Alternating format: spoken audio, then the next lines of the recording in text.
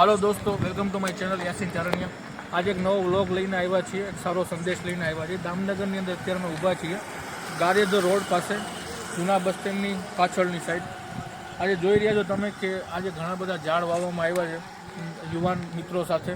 તો તમને બતાવશો એક સારા સંદેશ સાથે કે તમે લોકો બી ઝાડને વાવો અને પ્રદૂષણ ઓછું થાય.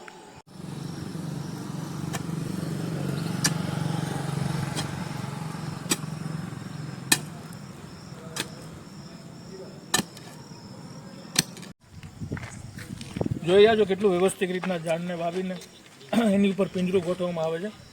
એનું કારણ છે કે ઝાડ સીધું ઉગે એના માટે. દોસ્તો, હું તમને કહેતો હતો કે ઘણા બધા ઝાડ વાવ્યા છે, તો તમને બતાવું છું. કબીરભાઈ, કયા કયા ઝાડ વાવ્યા બતાવો તો. આમાં રાજરાણી છે. કઈ? રાજરાણી. રાજરાણી છે. બરાબર. બીજું કયું વાવ્યું છે? આમાં ગુલમોર છે. ગુલમોર. હા, ગુલમોરનું ઝાડ વાવ્યું છે. બરાબર. આમાં લીમડો છે. લીમડાનું ઝાડ. બરાબર. હા, બધામાં પાણી છાંટો, કાળી માટીને બધું બધું. અને રેગ્યુલર રોજ છાંટોનું પાણી. રોજ પાણી છોકરાઓ માટે. હા હા. આ કેનું ઝાડ છે? આમાં લાલ મહેંદી છે. લાલ મહેંદીનું. મહેંદી છે. ટોટલ 4 ઝાડ તો થઈ ગયા છે અત્યાર સુધીમાં. કેટલા વાવ્યા છે તમે ટોટલ? અમે 8 વાવેલા 8 ઝાડ વાવ્યા છે.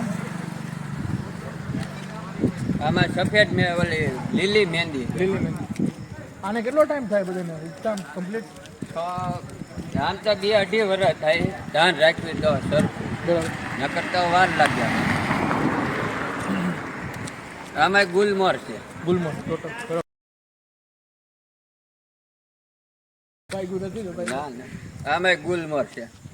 આ એક ગુલમોરનું ઝાડ છે. બીજું બસ ને એક સામે વાયું ઈ. ટોટલ કેટલા ઝાડ થયા? 8 થી 10 ઝાડ વાવ્યા છે. તો દોસ્તો, આજનો વિડીયો અમારો એટલો એવો જ હતો.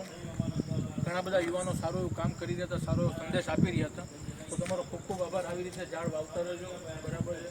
અને આવી રીતે ગામમાં સારું પ્રદૂષણ ફેલે એવી અમારી વિનંતી.